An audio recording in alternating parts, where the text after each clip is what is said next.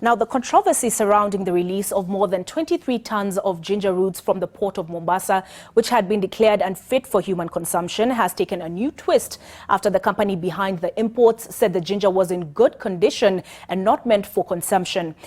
Oils EPZ Limited denies that the ginger was rotten, mouldy or smelly, as indicated by Port Health Services.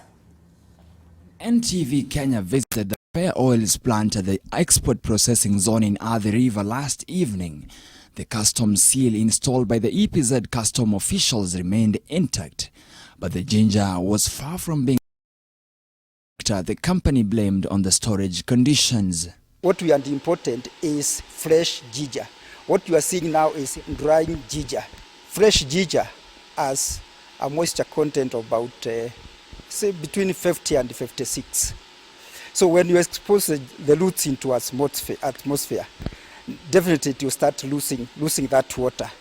And when you lose, and if anything fresh starts to lose water, that freshness starts to disappear. Being an EPZ company, Fair Oils also says that the ginger oil it extracts is not meant for consumption, and it is only meant for exports where it is used in production of cosmetic products. This is a oil factory.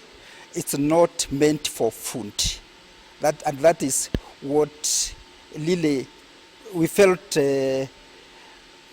unfairly treated when we got the news that this ginger is not fit for food. The company has since processed 12 out of the 23 tons of ginger, but questions remain on just how the consignment was cleared and how different agencies at the port operate. KEBS says it cleared the consignment because it had supporting documents from the Kenya Plant Health Inspectorate Service (KEFIS) and the Vietnamese government where it was sourced, but it remains unclear why the standards body did not wait for a report from the Ministry of Health. Results of the test conducted by the port health officials were received on August 14th, a time when the ginger roots were already being processed in Nairobi. That was on the 13th.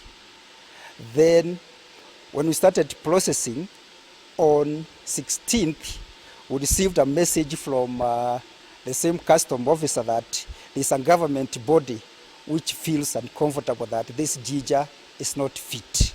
The ginger remains under seal at the EPZ Athi River as investigations continue. Victor Kiprop, NTV.